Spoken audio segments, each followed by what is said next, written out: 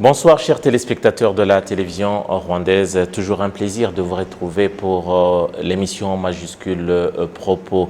Ce soir, nous allons revenir sur le thème France-Rwanda, mais cette fois-ci avec les optiques un peu plus centrées sur les médias et surtout comment est-ce que les médias, particulièrement en France, traitent de la question France-Rwanda ou des relations entre la France et le Rwanda, mais et surtout, on va partir un peu de loin dans l'histoire. Comment est-ce que déjà le Rwanda était connu en France à travers les médias et surtout les relations entre le Rwanda et la France, notamment le gouvernement de l'époque, à la cohabitation ou la relation entre le gouvernement de l'époque était dépeint par les médias en France.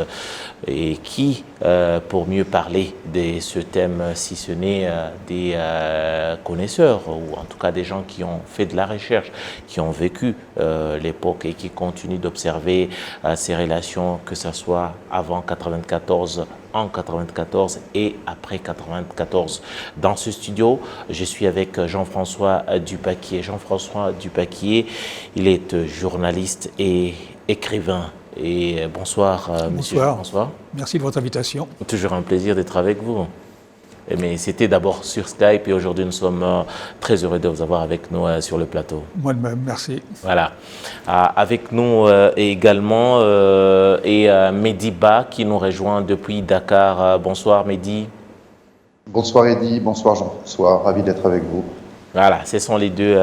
Mehdi Ba, je vous rappelle, qui est du journal Jeune Afrique et connaisseur du Rwanda. En tout cas, depuis 1994, il s'intéresse aux questions concernant le Rwanda et surtout des relations entre le Rwanda et la France. Mais on commence par vous, Jean-François Dupaquier. Vous avez été journaliste déjà à l'époque. Vous avez fait un nombre de reportages déjà sur le Rwanda. Déjà, il y avait une relation étroite entre le gouvernement Habyarimana que vous avez connu et le président Mitterrand en particulier. Déjà, vous qui étiez journaliste à l'époque, est-ce que les médias en France parlaient ou comment est-ce que les médias, quelle était la connaissance des médias déjà de cette relation étroite entre les deux hommes, pour ne pas dire entre les deux pays? Alors moi, je suis arrivé comme coopérant au Burundi au début des années 1970. Vous voyez, ça fait maintenant une cinquantaine d'années. Et c'est à cette occasion que j'ai découvert le Burundi et également le Rwanda, où je me suis empressé de me rendre dès les vacances scolaires de Pâques 72. Mais le Rwanda et le Burundi étaient totalement inconnus de la presse française à cette époque-là. Ancienne tutelle belge, ça ne faisait pas partie de ce qu'on appelle en France le précaré, c'est-à-dire cet univers diplomatique très spécial dépendant de la présidence de la République française en vertu de la Constitution de 1958, avec un droit de regard extrêmement faible de la part du Parlement et donc pas vraiment de contre-pouvoir à la politique présidentielle. Lorsque le président Giscard d'Estaing est arrivé au Rwanda en visite, on va dire semi-privée, pour faire un safari dans les années, à la fin des années 70.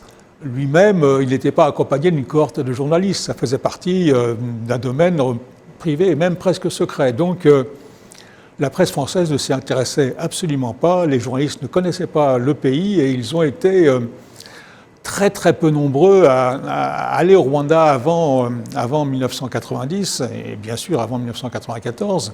Je pense qu'au moment du génocide, il y avait à peu près 4 ou 5 journalistes français seulement qui avaient une certaine connaissance du Rwanda ou une connaissance un peu incertaine d'ailleurs du Rwanda. Donc vous voyez, c'est très très faible et sans aucun rapport avec la situation de nos collègues belges.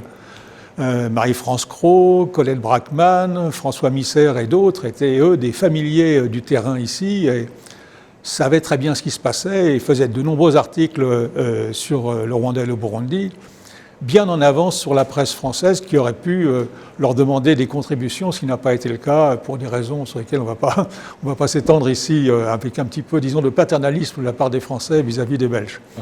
Et donc, en 1990, au moment de l'attaque du Front patriotique, la presse française a découvert tout ça brutalement et elle est venue... Avant d'en arriver là, Oui. déjà on s'est dit, le Rwanda, c'est vrai, n'étant pas une ancienne colonie française, on se comprend que ça ne soit pas... ça ne fasse pas partie des précarés, du précaré français, mais tout de même c'est un pays francophone, un des pays francophones dans la région à côté du géant ex-Zaïre. Alors c'était un pays, on va dire francophone, mais c'est une chimère parce que quelle proportion des Rwandais parlaient français dans ces années 70, 80, 90, peut-être 3, 4, 5%, ceux qui le parlaient bien peut-être 0,5, 1 ou 2%. Donc cette idée que c'était un pays francophone me paraît assez chimérique. On a connu le pays de ces années-là. Bon, c'est vrai que l'armée, par exemple, donnait les ordres en français, enfin ou en belge, je ne sais pas comment on va le dire les choses. Et puis il existait une presse francophone. Par exemple, à l'époque d'Abiyarimana, il y avait ce journal qui s'appelait La Relève, puis ensuite La Nouvelle Relève. C'était un journal en français, à côté de Imvao, qui était le périodique en Kinyarwanda, mais La Relève, ils en vendaient peut-être 700 ou 800 exemplaires, essentiellement aux expatriés. Donc cette notion de francophonie est tout à fait discutable. C'est une vision plutôt parisienne qu'une vision africaine des choses. Et ce qui a même été toujours à la base. Mediba, c'est vrai, vous avez commencé à vous intéresser au Rwanda déjà à la période de 94, mais tout de même, journaliste que vous êtes, comment est-ce que vous, personnellement, vous avez connu le Rwanda avant 1994? Avez-vous eu des informations et par quel canal peut-être vous pouvez nous partager votre expérience déjà, vos premières connaissances du Rwanda? Écoutez, moi, avant 1994 et avant le génocide, j'ignore tout du Rwanda. C'est simple, je pense qu'on est beaucoup dans ce cas. Même, j'étais jeune journaliste, je devais avoir 25 ans à l'époque et le Rwanda, j'étais même pas capable de le situer sur une carte. Et contrairement à Jean-François, qui lui, bien sûr, avait déjà écrit des articles et maîtrisait parfaitement le fond politique et les rapports de force au Rwanda et la crise sous-jacente qui allait accoucher du génocide, moi, je fais partie de la génération de journalistes qui ignoraient absolument tout du Rwanda. Donc, pour être très honnête, quand le génocide a démarré, moi, il m'a fallu un certain temps pour décoder ce qui se passait et pour comprendre ce qui allait devenir par la suite, si je peux dire, un sujet d'intérêt majeur pour moi, comme pour d'autres journalistes, et Jean-François notamment, c'est la question des responsabilités françaises dans le génocide. Mais il y a eu un laps de temps, très clairement, avant de comprendre à quel point la France était impliquée, pourquoi elle était impliquée. Voilà, donc je crois qu'il y avait vraiment un état de méconnaissance. C'est aussi ce qui explique, si vous voulez, qu'il y a beaucoup de médias français qui, en temps réel, au moment où le génocide démarre, parlent de massacres interethniques et sont incapables d'analyser de manière vraiment percutante, pertinente, ce qui est réellement en train de se passer au Rwanda. Ouais, je comprends. Mais justement, Mehdi le précise bien, il était déjà journaliste, mais en tout cas mal informé ou connaissait trop peu du Rwanda. Pourtant, les relations entre la France et le Rwanda, déjà en 1994, ces relations dataient d'une certaine période. Et arrive maintenant la période déjà 90, au début des années 90, avec notamment l'attaque du FPR Inkotanyi. C'est là qu'on a senti encore plus la présence, la main de la France dans la politique au Rwanda. Est-ce que déjà, avec cette présence militaire appuyée, ce n'était pas le point de départ de la connaissance maintenant de cette relation, Jean-François? Alors, il faut savoir d'abord que l'armée française, à la différence de, par exemple, l'armée américaine de ces années-là, agit en essayant de se cacher des journalistes, sur tous les théâtres africains. Ce n'est pas spécifique à ce qui se passe au Rwanda. Les militaires n'aiment pas être contrôlés, surveillés. photographiés, interviewés, racontés. Chez les militaires français, aujourd'hui encore, il y a une certaine peur des journalistes. On se demande ce qu'ils peuvent faire et on pense que c'est plutôt une espèce un peu nuisible. Je caricature en disant ça. Il y a aussi des militaires français qui sont rodés aux techniques de communication, mais les techniques de communication des militaires ne sont pas les techniques d'information que nous pratiquons nous. En tant qu'homme de médias. Donc, on voit bien au Rwanda, par exemple, les militaires français qui, à certaines époques, participeront à des barrages routiers, ils interdisent qu'on les prenne en photo. Voilà un exemple typique de la méfiance des militaires vis-à-vis des journalistes. Lorsque des éléments français interviendront lors de l'opération Amaryllis, c'est-à-dire pour exfiltrer tous les Français et d'autres Occidentaux au début du génocide, il y a des ordres précis qui sont donnés aux militaires français de ne pas communiquer avec la presse. Et quand on découvre cette feuille de route, cet ordre, eh bien, on découvre aussi que cet ordre est secret, donc on n'a même pas le droit de dire que l'armée française a donné des ordres pour qu'on évite d'agir sous le contrôle ou en tout cas sous une certaine capacité de surveillance et de récit des journalistes français. Donc ça se passe dans des mondes totalement différents. Mais ce secret de l'armée française au Rwanda, il s'étend même à la presse rwandaise. Je crois qu'il existe dans Imvao, je me rappelle de mémoire, un jour une page sur l'armée française au Rwanda, puis c'est tout, pendant 4 ans. Donc vous voyez que ça n'est pas spécifique aux journalistes français, ça s'applique à tous les journalistes. L'armée française n'aime pas fréquenter les journalistes et pour pouvoir parler avec un militaire, il faut monter dans la hiérarchie assez haut et obtenir un défense en général. Quand on parle armée, bien sûr qu'il y a des décideurs politiques également. Vous pensez qu'il y a peut-être la même question, j'aimerais avoir un commentaire de Mediba là-dessus également. Vous pensez qu'il y avait une certaine volonté, il y avait délibérée de pouvoir étouffer toute information en relation avec la France, la présence de la France au Rwanda, et pour quel intérêt? Alors d'abord... Parce que déjà à l'époque, on ne parle pas génocide, on parle d'une guerre civile.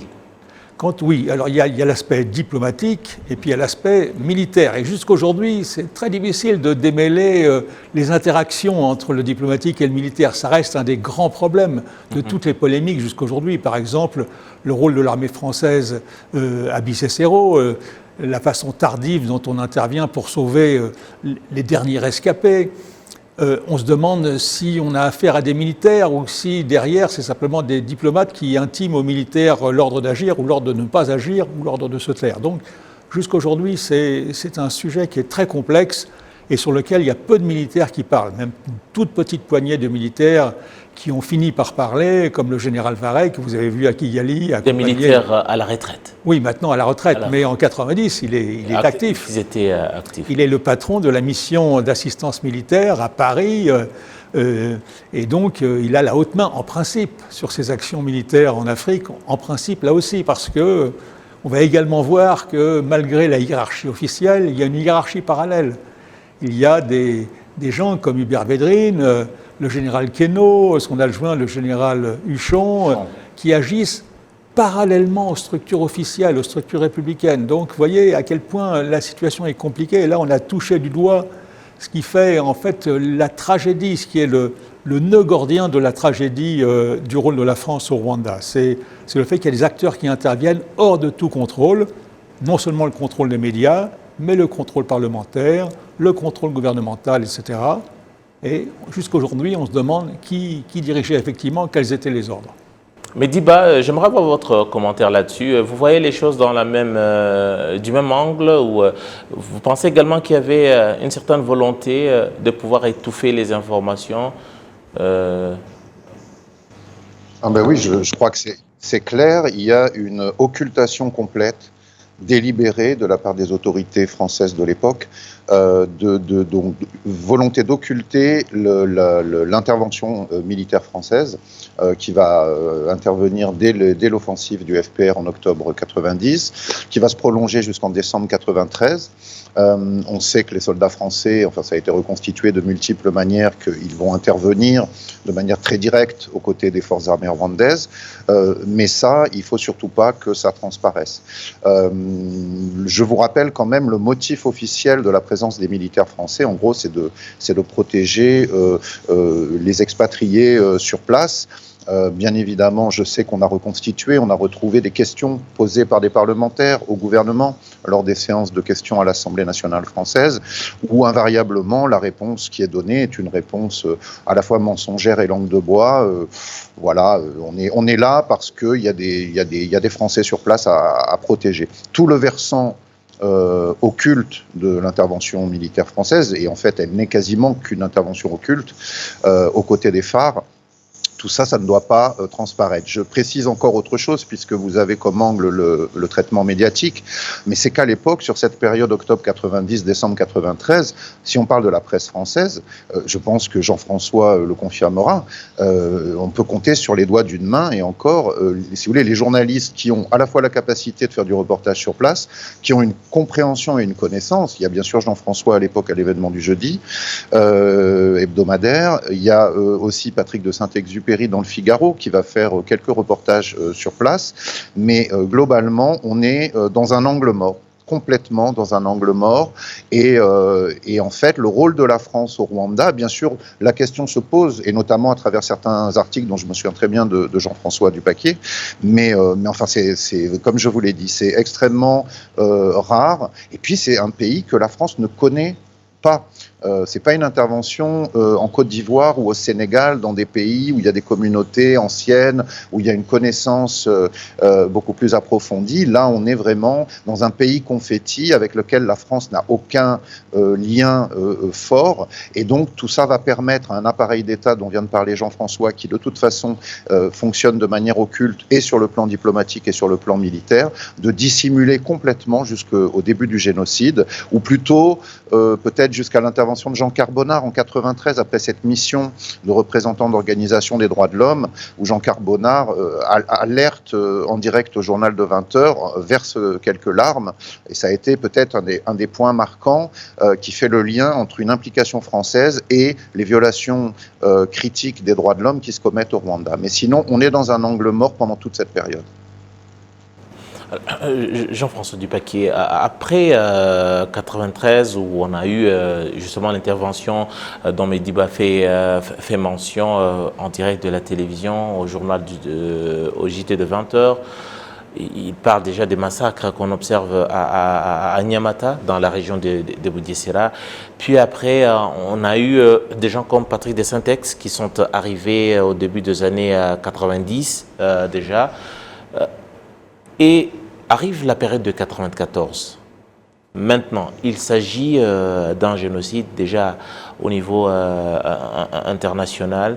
Aux Nations Unies, il y a des tractations, il y a des réunions de toutes sortes pour parler de la question du Rwanda, dénoncer ou pas dénoncer, génocide ou pas génocide. Déjà, est-ce que, n'est-ce pas là également, les politiques ont fait leur travail, bien sûr, à l'époque, et selon leurs intérêts. Est-ce que les médias, c'était pas là un déclic également pour les médias de manière globale? Parce que là, on parle de quelques exemples de gens qui ont pu informer, mais de manière globale, sachant que la France, leur pays, est présent dans cette partie du monde où des choses graves se passent.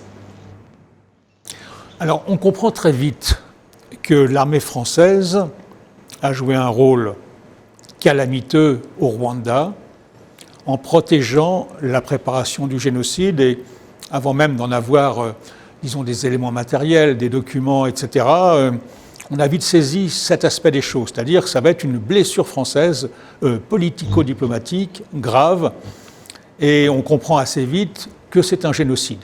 Mais quand même pas si vite que ça, pour deux raisons. La première raison, c'est qu'il y a donc l'arrivée au pouvoir de Nelson Mandela en Afrique du Sud qui mobilise toute la presse internationale, pas seulement la presse française. Tous les spécialistes de l'Afrique, que ce soit des journalistes de presse écrite, de télévision, de radio, etc., sont en Afrique du Sud au moment où se déclenche le génocide le 7 avril. Et puis deuxièmement, il y a aussi, et ça c'est également un des aspects les plus sombres de l'histoire, disons, des élites politiques françaises, une tentative de masquage du génocide qui commence pratiquement avec le génocide. C'est-à-dire que dans ce qu'on appelle, en termes journalistiques, les déjeuners en ville, vous savez, ces situations de connivence entre les journalistes et le personnel politique au cours d'un bon repas, dans un bon restaurant, etc. Il y a des gens, alors c'est pas directement M. Berbédry, il n'a pas le temps de déjeuner avec tous les journalistes, mais des gens de son entourage, de ses réseaux, des réseaux élyséens, etc., qui essayent de convaincre les élites de la presse parisienne que ça n'est pas un génocide. Ce qui se passe au Rwanda, c'est la sauvagerie africaine, c'est la colère populaire spontanée, que la France n'y est pour rien. Et ça va se traduire dans les journaux français par des choses absolument hallucinantes, c'est-à-dire des articles des éditorialistes, ceux qui déjeunent en ville, qui vont relayer cette thèse négationniste, tout de suite négationniste, et puis les envoyer sur le terrain qui vont dire le contraire dans la page d'à côté. On a des exemplaires au Figaro, même au Monde et ailleurs, qui montrent cette espèce de poids des réseaux d'influence politique qui se sont très vite rendus compte de la gravité de leurs actes précédents et qui vont tout faire pour les dissimuler. Et alors, justement, du côté, après 1994, c'est vrai que Mandela est passé, tout le monde est passé, toute la presse internationale parle du génocide des Tutsis au Rwanda. Déjà, on parle du génocide rwandais. Pendant des très longues années, on parle du génocide rwandais et je pense que le grand public est resté dans avec cette version pendant plus de 10 ou 15 ans. Est-ce par méconnaissance des hommes des médias qui ne connaissaient pas toujours, après 15 ans, qu'il s'agit du génocide des Tutsis, ou c'est toujours la même volonté de dissimuler la vérité qui continue? Alors vous savez, il y a des philosophes français, je me rappelle notamment de Lacan, qui disaient que quand une chose n'est pas nommée, elle n'existe pas. C'est très important de voir que les mots pour le dire, c'est essentiel. Et que empêcher ces mots d'apparaître, de surgir, d'être exprimés en public, c'est une action qui n'est pas sans conséquence, bien au contraire. On a beaucoup de mal à qualifier le génocide. Parce qu'il n'y a pas seulement l'extermination des Tutsis, il y a aussi le massacre d'un certain nombre de Hutus. Alors, c'est assez curieux de voir ça. On a encore plus de mal pour parler des Hutus qui sont massacrés par les génocidaires. Au début, on va dire le massacre des Hutus modérés. Qu'est-ce que ça veut dire un Hutu modéré? Ou un Français modéré, un Américain modéré. Après, on va dire le massacre des Hutus démocrates. Bon. Ça n'a pas beaucoup plus de sens. Aujourd'hui, on en vient à dire l'assassinat des opposants Hutus. Et je crois que c'est le mot juste pour qualifier cette partie, disons, qui accompagne le génocide, qui forme le but politique, l'objectif des génocidaires vis-à-vis des Hutus, c'est éliminer les opposants. Tous ceux qui s'opposent au génocide, ils sont éliminés. Je ne sais pas s'ils sont démocrates, modérés, etc., mais c'est des opposants ou des supposés opposants, et donc on va les assassiner. Donc aujourd'hui, on dit le génocide des Tutsis et l'assassinat des opposants Hutus. Donc vous voyez, c'est très très long à arriver à créer et à s'accorder sur les mots qui définissent le drame absolu. Pourquoi c'est difficile? Parce que c'est la catastrophe totale. Un génocide, c'est quelque chose qui vous stupéfie, qui est tellement à l'encontre de tout ce que vous avez appris depuis votre enfance. C'est pas seulement le « tu ne tueras pas », c'est la haine à ce point absolu qui est même presque suicidaire, parce que celui qui commet un génocide, il est aussi en train de se suicider d'une certaine façon, se suicider moralement, éthiquement, politiquement, socialement, historiquement, que trouver les mots pour le dire, c'est un exercice extrêmement compliqué et ça bénéficie aux négationnistes parce qu'ils vont utiliser cette complexité des mots pour inventer les mots qui disent le contraire.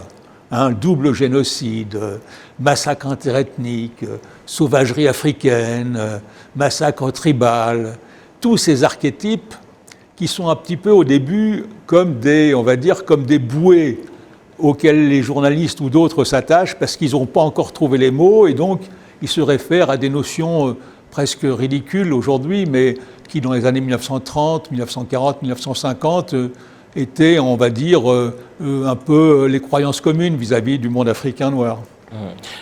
Mediba, vous qui êtes jeune journaliste à l'époque, vous l'avez dit, en 1994 maintenant, vous dites que c'est là que votre intérêt est né pour le Rwanda et la connaissance déjà du Rwanda. Comment est-ce que vous apprenez maintenant la tragédie de 1994 ou le Rwanda et surtout la suite? Disons que moi, ce qui m'a fait m'intéresser, bien évidemment, vous savez, quand vous ignorez tout d'un pays et que vous avez un traitement médiatique dont vous ne comprenez pas très bien, on vous parle de massacres interethniques, d'une sorte d'Afrique éternelle, là où des gens prennent des machettes et s'entretuent. Donc, jusqu'à une certaine période, qui est plutôt vers la fin du génocide, je vois ça dans les journaux, j'entends ça à la radio, je perçois pas bien les choses. Et puis, il y a 2-3 déclics. Puis une discussion avec un ami journaliste qui s'appelle Michel Silbon, qui est à l'époque éditeur et qui va lancer un journal dans lequel je vais faire ma première collaboration professionnelle. Donc on est juste au lendemain du génocide. Et ce journal qui s'appelait Maintenant est créé notamment en réaction au rôle de la France. Et donc moi, c'est la compréhension du rôle de la France dans ce génocide qui fait qu'en tant que jeune journaliste français, m'intéressant bien sûr à l'Afrique de par mes origines, je vais basculer dans ce sujet et que j'y suis toujours 27 ans plus tard. Il y a des jalons importants dans la fin de l'année 94, c'est que dès le début, je crois dès septembre, il y a un livre de François-Xavier Verschave, qui est à l'époque le président de l'association Survie, qui s'appelle « Complicité de génocide » avec un point d'interrogation aux éditions La Découverte, qui explique de manière extrêmement claire et qui a été un choc pour moi quand je l'ai découvert. Donc on est en septembre 94 et là je commence à comprendre. Il y a aussi le livre qui sort très rapidement après le génocide chez Fayard de Colette Breckman, la journaliste du Soir, qui elle connaît très bien le pays, comme le disait Jean-François tout à l'heure. Et ce livre, Histoire d'un génocide, va m'apporter aussi les clés de compréhension que je n'avais pas. Et effectivement, toute la fin de l'année 94, il y a beaucoup d'articles, il y a beaucoup il y a les premiers livres qui sortent rapidement et qui permettent et qui m'ont permis en fait de comprendre la dimension plus que problématique du rôle de mon propre pays dans ce génocide. Malheureusement, et j'en termine, cette période effectivement assez foisonnante et très critique dans la presse, dans l'édition, que je dirais qui va jusqu'à la fin de l'année 94, ensuite il va y avoir une inflexion. Parce que bien sûr, le nouveau régime rwandais qui s'est mis en place au lendemain du génocide se retrouve confronté à des défis absolument titanesques. Et je dirais qu'il y a un moment, un virage qui s'opère qu'on pourrait peut-être dater du massacre de Camp Kibéo. Je crois qu'on est en mars ou en avril de 1995. Il y a ce camp de déplacés à l'intérieur du Rwanda qui est en partie contrôlé par des gens issus de l'appareil génocidaire. S'ensuit une volonté de l'armée rwandaise de l'époque de démanteler ce camp et un nombre de victimes assez conséquent. Et là, je pense qu'on passe du narratif du génocide au narratif de la question, dans les médias français, je veux dire, de la question de la critique du régime, du nouveau régime rwandais, et qui va ensuite presque prendre le premier plan devant la question des responsabilités françaises. La question, ce sera celle de on incarcère trop les Hutus, comme si on les incarcérait parce qu'ils sont Hutus et pas parce qu'ils ont pu tremper dans le génocide. Effectivement, les prisons sont pleines. Oui, il y a eu le massacre de Kibéo qui est une sorte de dérapage qui se traduit par des victimes. Et là, on va voir arriver le narratif des ONG et on va faire table rase des défis qui se posent au nouveau régime pour se concentrer sur d'éventuelles exactions ou le fait qu'il y a trop de gens en prison, etc., etc. Voilà. Donc ça, c'est pour moi le résumé de la bascule qui s'opère entre la fin de l'été 94 et puis le courant de l'année 95. Je comprends. Et Jean-François est déjà... Qui donne le ton? Parce que quand on parle de médias, c'est assez vaste. Qui sont les références déjà de l'époque, de la vraie version ou de la vraie information de première main de ce qui se passe au Rwanda pour la société française? C'est une question très très importante et il faut effectivement la poser. Qui donne le ton? Je dirais que c'est d'abord la force des habitudes et des préjugés. Parce que les journalistes, ils sont comme le reste de la population, ils sont nourris de préjugés, d'archétypes, de vieilles lectures. La deuxième chose qu'il faut dire, ce qui donne vraiment le ton, on ne le dit pas assez, c'est le racisme. Qu'est-ce qui fait le lien entre le génocide des Tutsis et le racisme ailleurs dans le monde? Mais c'est le racisme, c'est l'idée qu'il s'est développé au Rwanda une forme de racisme génocidaire qui n'est d'abord que du racisme. Et ce racisme, on le connaît dans le monde entier. On dirait, en faisant un anachronisme, c'est Black Lives Matter. C'est un peu ça qui est dans la tête aussi de tous ceux qui essayent de se battre pour que les mots soient dits, que la tragédie soit pensée et exprimée dans les médias. C'est que les médias, ils sont quand même foncièrement racistes, il faut bien le dire. Ce racisme, c'est un racisme insidieux, ce n'est pas un racisme proclamé. Il y a aussi des journalistes... Mais n'est-ce pas là également, n'est-ce pas là l'héritage du colonialisme déjà? Est-ce que ces journalistes, au fond, ne sont pas forcément si racistes que ça ou si mauvais que ça? C'est peut-être également les vestiges du colonialisme qui guident un peu leur pensée et leur a priori sur le continent africain et le Rwanda en particulier. Qu'est-ce qui a fait qu'une sorte de cabinet noir s'est formé autour de François Mitterrand à l'Élysée pour mener une guerre secrète au Rwanda? Mais c'est la pensée raciste. Ce sont des gens qui se disent qu'on peut mener une petite guerre personnelle au Rwanda, dans un pays que les gens ne connaissent pas et sur l'opinion publique qui ne pose pas de questions. Eh bien, c'est cette pensée raciste profondément qui est à l'origine de la tragédie et qui explique aussi comment cette tragédie a été mal perçue, mal exprimée par les médias et jusqu'à aujourd'hui. Sincèrement, et je n'ai pas peur d'un procès en diffamation en disant ça, Judy Rever, aujourd'hui, qui est le phare du négationnisme dans le monde anglo-saxon, mais c'est une raciste. La journaliste canadienne. La journaliste canadienne, mais c'est d'abord une raciste. Il ne faut pas chercher midi à 14h. Le négationnisme, en l'occurrence, c'est une forme de racisme.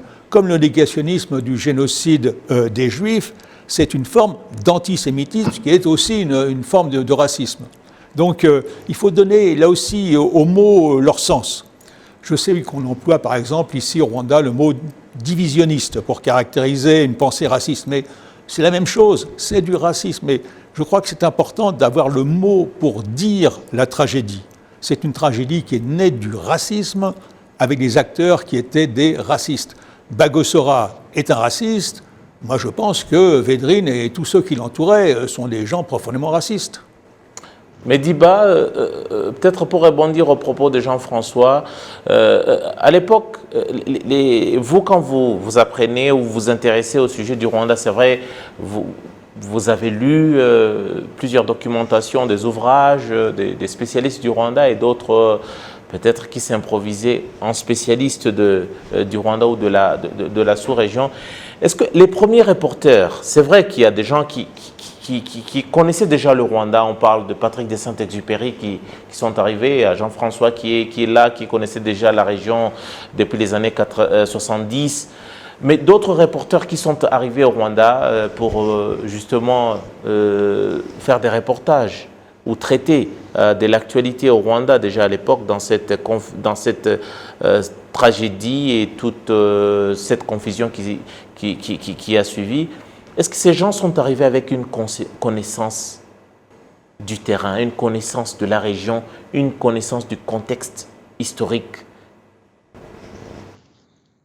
Écoutez, tout dépend de quelle période vous parlez. Si on parle de la période du génocide et de l'après-génocide, là, je pense que la quasi-totalité de mes confrères et consoeurs ignoraient tout du Rwanda. Mais par contre, confrontés au génocide, ils ont très vite compris. Je pense par exemple à une journaliste dont j'apprécie beaucoup le travail et je pense que Jean-François dira la même chose et que je connais bien, Maria Malagardis. Elle est jeune journaliste à la Croix et elle débarque là-bas et elle comprend bien évidemment instantanément et je pense que tout un tas d'autres journalistes ont compris une fois sur place. Voilà, donc ça c'est pour la période du génocide et c'est pour ça qu'au fond, comme l'a dit Jean-François, l'élection de Mandela a fait décrocher tous les journalistes vers l'Afrique du Sud jusqu'à au moins le début mai.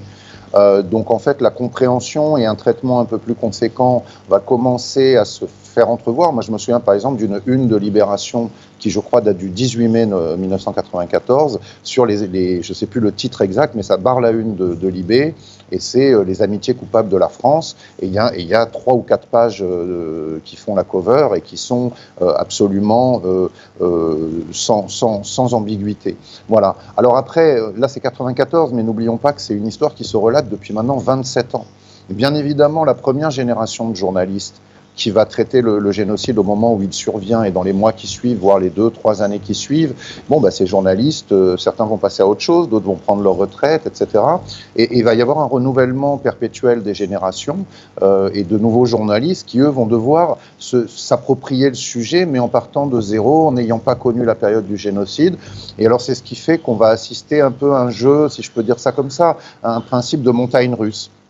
Vous avez des années, par exemple l'année 98, où il y a la mission parlementaire d'information qu'on appelle la mission Quilles en France, qui va durer quasiment 9 mois de l'année. Il y a une énorme revue de presse, des articles passionnants. La mission Quilles est globalement ouverte à la presse au niveau des auditions.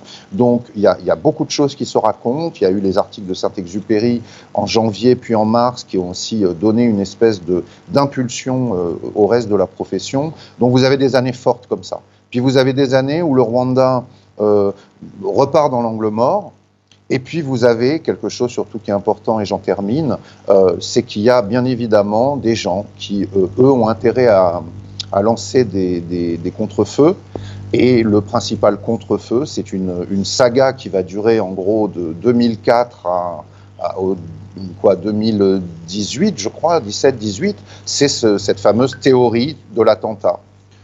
Imputé au FPR par la première phase de l'instruction qu'on appelle l'instruction Bruguière. Et alors ça va être une espèce de cadeau pour tous ceux qui ont intérêt à masquer les responsabilités françaises dans le génocide, à rendre le FPR responsable du déclenchement du génocide. Et ça va venir se mettre au premier plan. Et ça va créer un effet de brouillage, aussi bien pour le public que pour les journalistes eux-mêmes, qui tout d'un coup découvrent que, soi-disant, le FPR a abattu l'avion. Si le FPR a abattu l'avion, le FPR est responsable du génocide. Donc, en fait, un partout, la balle au centre, et il n'y a pas vraiment de coupable. Et à la limite, s'il fallait désigner un coupable, ce serait plus le FPR que le camp du Hutu Power. Voilà, donc vraiment, sur 27 ans, c'est très difficile, Eddy, de vous résumer. On est passé par des étapes successives. Là, la dernière étape, elle est plutôt positive, me semble-t-il. On voit, y compris des journaux qui ont longtemps été le fer de lance d'un certain type de désinformation comme Le Monde, quotidien de référence s'il en est, des élites françaises, qui depuis quelques années fait un travail extrêmement pertinent et rattrape en quelque sorte des dérives qui ont pu être constatées entre 1994 et le milieu, on va dire, des années 2010. Jean-François Dupaquet, justement, Mehdi déjà parle de quelque chose de très important. Lui, déjà, il nous met sur la troisième partie déjà de notre émission. Pendant 27 ans, c'est vrai, on peut toujours trouver certaines excuses pour des journalistes peut-être qui connaissaient peu du Rwanda, notamment avec toutes les circonstances historiques, avec l'influence politique dont vous avez fait mention. Et maintenant, pendant plus de 25 ans, 27 ans, aujourd'hui, quelle est votre lecture de la manière dont la question du Rwanda, des relations entre le Rwanda et la France est traitée aujourd'hui? Est-ce que les médias permettent-ils à la société française de comprendre davantage le rôle de la France au Rwanda et également le génocide des Tutsis au Rwanda et surtout faire la part des choses? Mehdiba a eu tout à fait raison de rappeler cette enquête Bruguière qui a tellement pollué la relation entre les deux pays. Et on aurait pu même souligner que derrière cette enquête, il y a des journalistes qui ont aidé Jean-Louis Bruguière à désinformer l'opinion publique française. C'est pas un secret, hein, on connaît leurs noms, Marie-Roger Billois, Stephen Smith, Charles Onana, ou des gens qui se disent journalistes, parce que Charles Onana n'a jamais montré sa carte de journaliste. Aujourd'hui, les choses ont beaucoup changé. C'est vrai que l'enquête Bruguière s'est dégonflée grâce disons, à la façon dont ses successeurs pratiquaient une véritable action d'information judiciaire à charge et à décharge, et notamment l'expertise balistique qui a montré que les tirs de missiles sont partis du camp de Canombé ou ses abords, ce qui a fait s'effondrer la thèse négationniste. Aujourd'hui, oui, on va dire que la situation est nettement meilleure. Nous avons maintenant des journaux et des journalistes qui donnent le là, qui s'intéressent au Rwanda, qui disent la vérité, qui la propagent. Ça n'est pas un cas général, ni en France ni à l'étranger. Il y a encore en France des médias qui sont extrêmement critiques et qui versent facilement dans le négationnisme, comme Valeurs Actuelles, Marianne. Mais dans les quotidiens, c'est à peu près terminé. Il y a juste Le Figaro qui a une attitude assez bizarre, pensant sans doute que ça n'intéresse pas ses lecteurs, qui fait plutôt appel à des gens discutables pour donner leur opinion sur le Rwanda et sur le génocide. Non, la situation est nettement meilleure et on l'a bien vu avec la venue du président Macron à Kigali avec un avion rempli de journalistes dont certains ne connaissaient pas du tout le Rwanda. Moi, j'ai été impressionné par les articles de ma consoeur du Parisien. Le Parisien, c'est un journal populaire français qui parle très peu de politique étrangère, pensant que ça n'intéresse pas beaucoup les Français, et malheureusement, il a peut-être raison. Eh bien, cette journaliste qui ne connaissait pas le Rwanda, qui débarquait une journée avant le président Macron, elle a fait d'excellents articles sur un pays qu'elle ne connaissait pas. Et ça prouve qu'il y a une jeune génération qui est dynamique, qui est compétente, qui est capable de comprendre des choses compliquées comme la résilience. La résilience après le génocide au Rwanda, c'est pas simple. On a du mal à résumer ça. Eh bien, elle a fait ça bien. En une journée, elle a trouvé les personnes et la façon d'en parler tout à fait remarquable. Et je rappelle à cette occasion que ce journal Le Parisien a été un des premiers à employer le mot génocide. Il a été le premier à avoir l'idée d'interviewer une journaliste rwandaise, Madeleine Mukabamano. Je crois que c'était le 11 avril, ou enfin très vite, et pour employer le mot génocide. Donc, vous voyez que ces journalistes qui sont pragmatiques, qui ne sont pas sous le coup de visions idéologiques, de réseaux obscurs, d'amitié coupable, d'amitié complice, eh bien, ils sont capables de faire un bon travail et on est maintenant là-dedans. Donc, on va sortir peut-être de cette période de crise, on l'espère, définitivement. On l'avait espéré avec Sarkozy en 2010, puis malheureusement, Sarkozy a été battu. Est parti plus tôt de la présidence. Et il y a une nouvelle période de glaciation. Alors, on croise les doigts pour que ça ne se passe pas comme ça avec Macron et que ce soit pour de bon cette fois-ci. C'est-à-dire que cette relation s'établisse durablement sur de bonnes bases. En tout cas, on voit dans la presse française une volonté de faire son travail correctement et de relater la vérité sur le Rwanda. Et ce n'est pas le cas dans les mondes anglo-saxons. Donc, on est un peu fiers d'être français à cette occasion. Mais Diba, est-ce que vous pensez qu'avec le réchauffement des relations entre le Rwanda et la France aujourd'hui, les médias, quelque chose de très important que vient de soulever Jean-François Dupaquier, est-ce que les médias vont continuer peut-être d'emboîter le pas, de faire comprendre davantage cette société française? Parce qu'aujourd'hui, on a l'impression que c'est plus dans les pays anglo-saxons ou anglophones où on connaît davantage sur le Rwanda plutôt qu'en France. Alors justement, je voulais prolonger ce que disait Jean-François et je profite que vous m'en parliez pour dire que paradoxalement, au cours des dernières années, on a plutôt assisté à une forme de backlash côté presse anglo-saxonne. C'est-à-dire qu'il y a vraiment un niveau d'hostilité, alors officiellement au régime rwandais, à sa gouvernance, mais ça déteint souvent aussi sur l'histoire du génocide et sur l'histoire dont on est en train de parler dans les médias britanniques et américains. Alors qu'il y a eu une longue période après le génocide. Moi, je me rappelle encore en 1995 d'un documentaire extrêmement pertinent de la BBC qui s'appelait Bloody Tricolor. Qui parlait du rôle de la France, etc. Et puis on a vu ce que ça a donné des années plus tard, et aujourd'hui, la BBC, le New York Times, le Guardian, il y a vraiment des pôles comme ça, d'hostilité forcenée au régime, mais qui du coup déteignent sur la manière dont est raconté le génocide. Pour le reste, et je reviens à la première partie de votre question, Bon, il est bien évident qu'il y a une amélioration. Il y a une amélioration, d'un côté, qui est une amélioration diplomatique depuis l'élection de Macron. Maintenant, Macron n'est pas là pour la vie. Il y a une élection présidentielle bientôt. On verra ce qu'il advient. Rappelez-vous quand même qu'en France, il y a une ombre assez présente qui est la candidate Marine Le Pen du Front National, et on est en droit de penser quand même que la position du Front National, si un jour ils arrivaient aux affaires au plus haut niveau et qu'ils aient à gérer le dossier Rwanda, serait plus proche de ce qu'on lit dans Valeurs Actuelles que ce qu'on lit dans Libération ou sur le site Africarabia dans lequel écrit Jean-François Dupaquier. Donc en fait, rien n'est acquis encore parce qu'on l'a vu avec ce qui s'est passé avec Sarkozy. Sarkozy a eu un acte très courageux, je pense, parce que de même que celui de Macron est courageux. Mais Sarkozy, on était en pleine crise diplomatique. Il faut quand même se rappeler qu'on avait eu des relations diplomatiques qui avaient été interrompues dans le contexte de l'affaire Bruguière et que la relation France-Rwanda était très tendue. Sarkozy s'est quand même rendu à Kigali. Il n'y est pas resté plus de quelques heures, mais il est allé au mémorial de Gisozi. Il a fait un discours que certains ont trouvé un peu trop faible, mais qui quand même avait le mérite de dire des choses que jamais un chef d'État français n'avait prononcées. Donc maintenant, la question, c'est celle de la durée. Et les médias, en fait, risquent en partie aussi de se caler là-dessus. C'est-à-dire que moi, ce qui me frappe souvent quand on parle du Rwanda, dans les médias français, notamment les médias radio et télé, c'est que les invités qui se succèdent chez les politiques sont souvent Hubert Védrine. Là, on a vu ressortir Paul Quilles, on a vu sur France 24 Édouard Balladur.